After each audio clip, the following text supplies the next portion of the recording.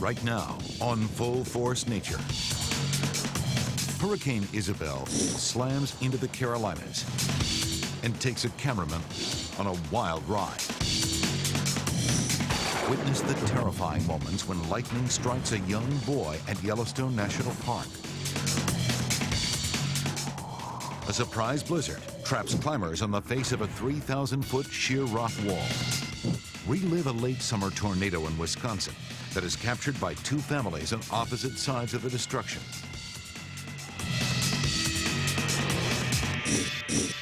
And see what happens when high desert winds send a blinding wall of dust across Arizona. Extreme weather, told by the people who lived through it. It's pretty cool out north of them. Right now, on Full Force Nature. On the Outer Banks of North Carolina, residents prepare for the worst as Hurricane Isabel spins just off the coast. Windows are boarded up and messages left for the impending storm. But nature is defiant and sends a massive surge crashing through the vulnerable community. The surf is up as the Category 2 storm pushes the warm waters of the Atlantic further and further inland. Roads quickly turn into rivers. It's unbelievable. Photographer Jim Eds is pushing the envelope, trying to capture point-blank footage of this monster storm.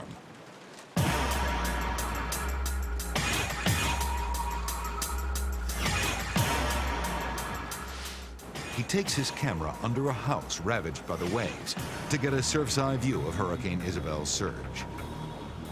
I knew it was a little risky, but I didn't see any waves coming over. So I went down there and I filmed a little bit right in there, and it was all pouring up. And about that time, a little bit of surge came up around my feet, and I said, no big deal, I can handle this. The first wave merely pushes Jim a few feet. But the surge is increasing, and Jim soon realizes he may need to hang on for dear life. And I said, yeah, boy, I'm gonna have to grab a pole here. And I steadied myself. Jim is no match for the full force of nature. The foaming, pounding surf quickly swallows him up and sweeps him away.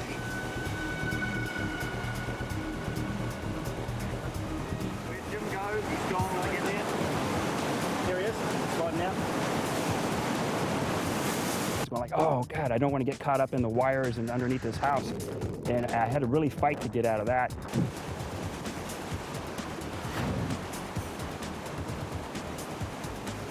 Jim briefly gets his footing,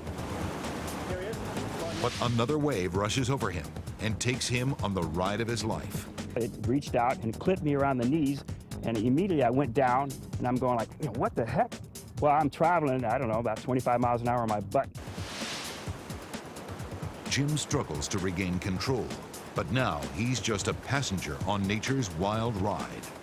It's cold fear, because losing control and not having any mobility out there is a very scary feeling, and I've never felt that before. As Jim is thrust across the beach, he is on a collision course with a giant air conditioning unit. I straightened out, put my feet, I said, I'll hit it with my feet because that'll absorb some of the impact. But luckily the wave picked it up. I did hit it, but I didn't hit it very hard, and I went sailing right by it. Through a trailer park and just kept going on and on. I'm counting my lucky stars, Maybe the controls here jamming up is a sign that it's time for me to stay out of the water. Jim learned an important lesson. Never turn your back on nature. Being caught by a wave like that is pretty scary because, one, you didn't see it, you don't know what's coming. I got real lucky. Somebody was looking after me that day.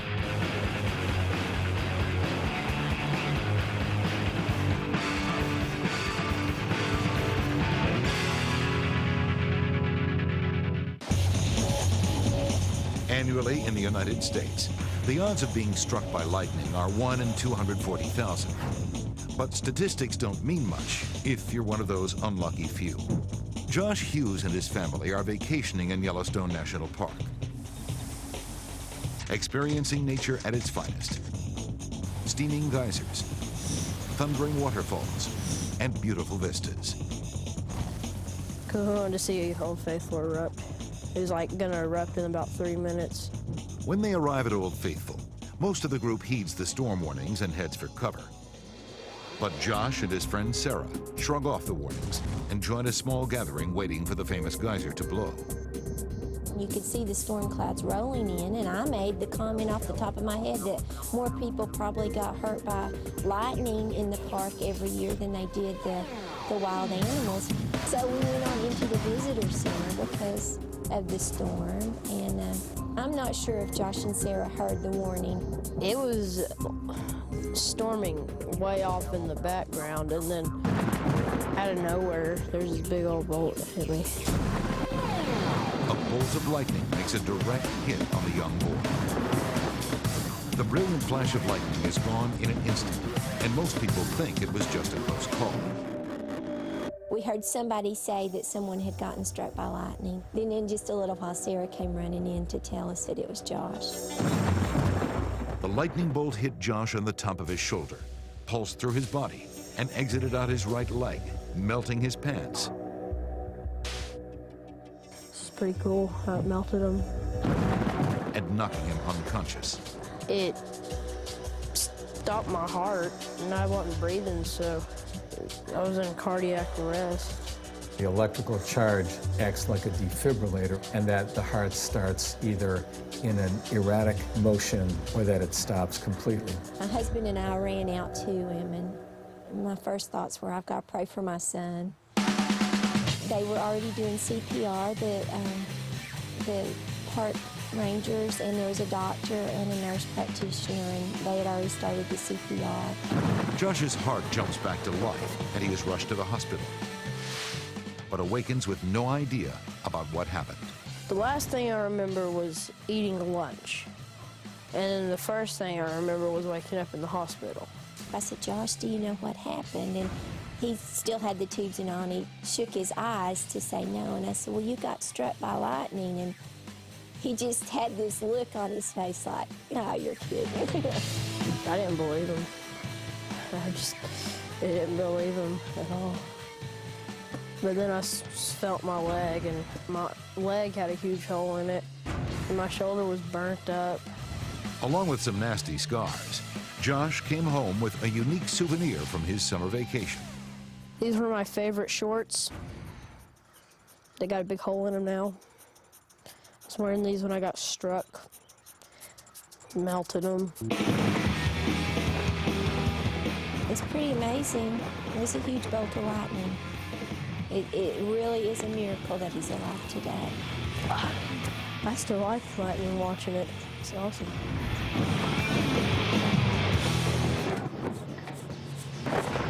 When we return with Full Force Nature, a surprise storm catches climbers on a 3,000-foot sheer wall. And later, a blinding dust storm swallows a highway in Arizona. Welcome back to Full Force Nature. Each year, millions of people flock to Yosemite National Park. This is one of the most picturesque places on the planet.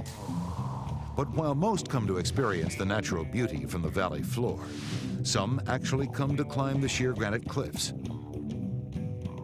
And the legendary rock they seek is a nearly 3,000-foot high, mile-wide granite face named El Capitan. People are drawn to El Cap from all over the world just because it's such a remarkable climb and a really remarkable place. Climbers love this place because Yosemite's weather is often superb, and the rock is incredibly solid, but it is not for the faint of heart. A freak October storm rolls up the Sierra, catching climbers on the rock face completely by surprise. People didn't anticipate this early season storm to come in that late October weekend. And so when people had left to go climbing, the weather was nice.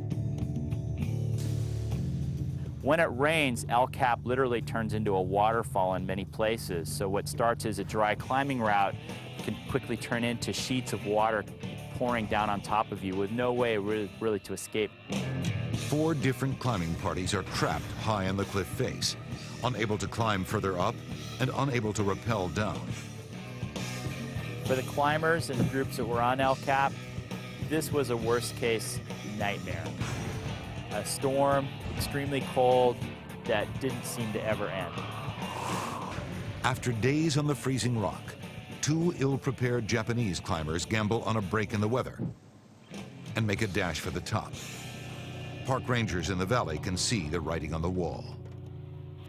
At one particular point on Sunday night, they saw one team trying to make a scramble towards the summit, and they had abandoned their camp, and they realized that if they didn't make it to the top, they were going to be in serious trouble. Expert mountain rescue teams are called in from all over California. Once assembled, they must hike all their gear up the mountain just to get into a position to save the stranded climbers. Because of the storm, they couldn't fly, so it was going to take a monumental rescue effort to hike all the equipment 11 miles in a snowstorm to perform the rescue. Below on the cliff, the Japanese climbers have run out of time and luck. The storm claims its first victims. It was confirmed that the two Japanese climbers were deceased. Meanwhile, other climbers are clinging to life. Once at the top, the rescuers get to work. There was one other climber that needed immediate rescue. Because he was in good shape, we were simply able to lower a rope down to him. He's able to clip into our system. We built a hauling system and pulled him up to the top. In the days that follow, more climbers radio for help. As the weather breaks, the helicopter is put back into action. Over 100 people participate in the rescues on El Capitan. In all, 5 stranded climbers are saved during the 4 grueling days of rescue operations.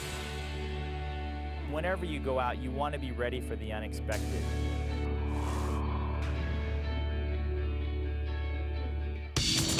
Coming up on Full Force Nature, a 2,000-foot wall of dust blinds drivers on an Arizona highway. But first, a twister touches down in Wisconsin and tears up everything in its path. Welcome back to Full Force Nature.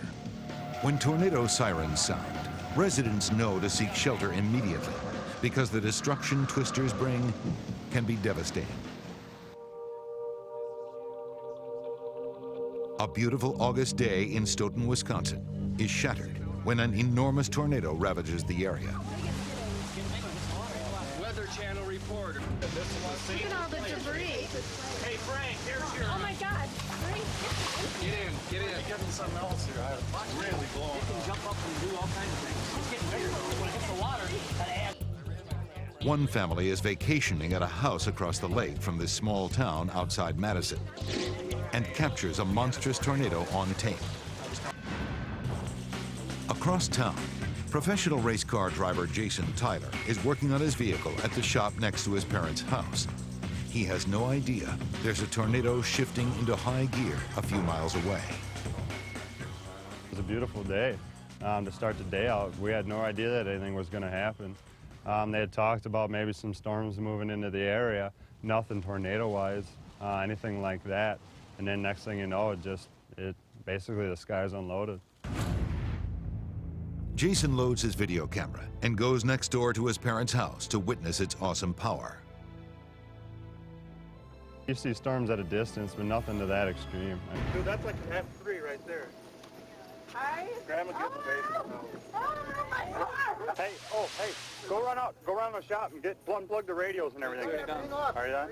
Everything off in the shop. Unplug everything you can. The winds clock in at an estimated 200 miles per hour, rivaling Tyler's top racing speeds. That is cute. That's like an F4. That is ugly. At first, he doesn't realize the magnitude or the proximity of the twister. It was crazy to see it. I mean, at first it was pretty far away, and with the hills and everything, you couldn't see how big it was.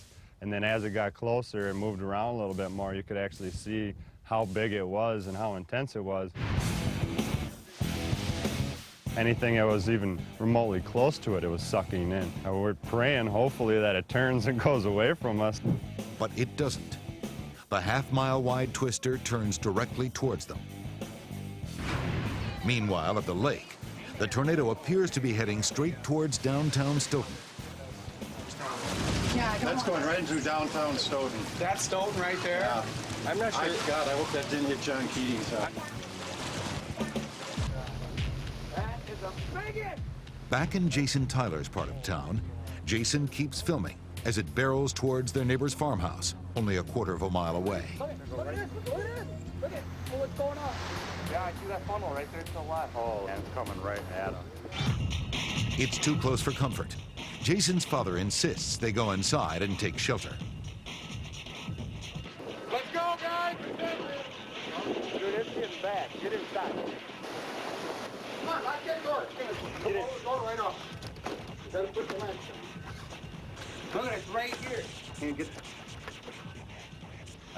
He was pretty fired up and pretty nervous about the whole thing, so he was yelling at us to get downstairs, and I wanted to get a little bit more, but then you start seeing the debris bouncing off the house and flying all over the place. It's probably best just to get down to the basement. They lock the door, but it won't keep this monster from trying to knock it down. Before they head to the basement, Jason takes one last look at his neighbor's house and catches this on tape. That's right at us, man. It's just going to go south of us. Come on, baby. Just go right around us. Look at that. Oh, up, get up. Holy, look at that. Oh, there's roof.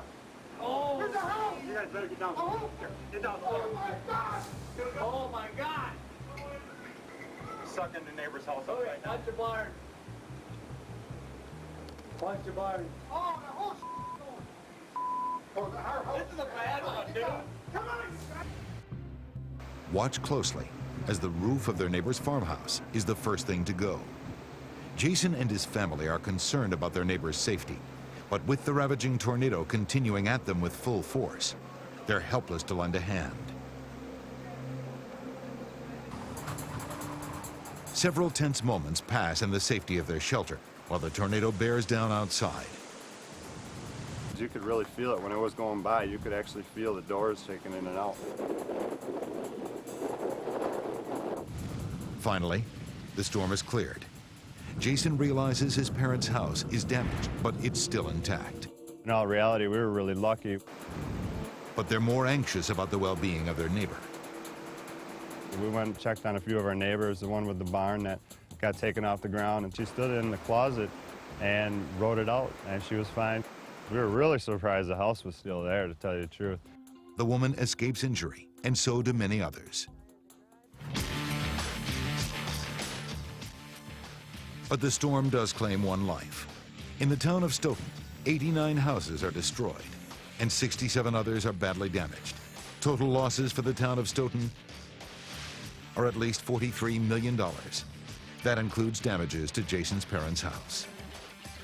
There was a shed that was standing here, and the tornado tore that shed down, and it must have sucked it into it, and it slammed it up against the shop wall and busted the shop wall up. This is where one of the shed poles came down and smashed into this here and wrecked the corner of the trailer. Today, the town is still recovering from the brutal wrath of that F3 tornado. But Jason's close call is a lesson he'll never forget.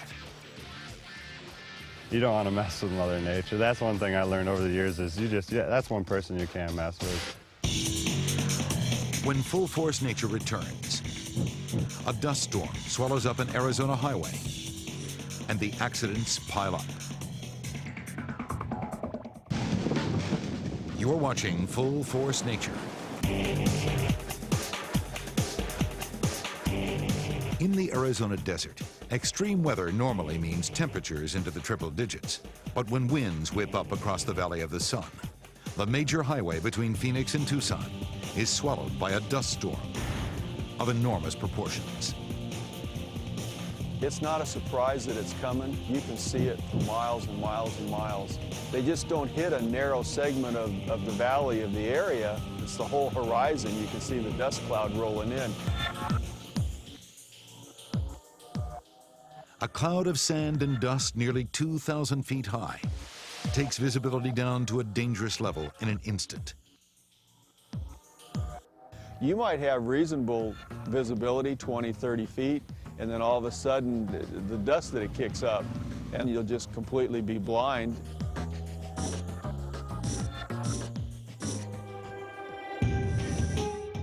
When the dust clears, it reveals the nightmare many had feared.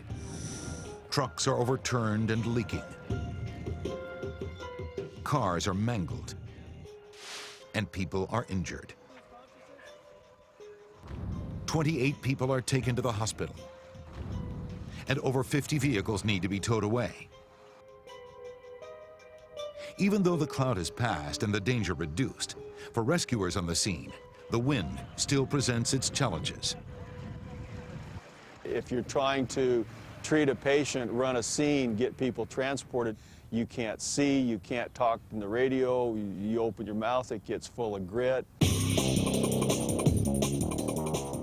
After several hours, the highway is reopened and life returns to normal. But for those traveling along Highway 10 that day, the desert will never look the same. That's all for this edition.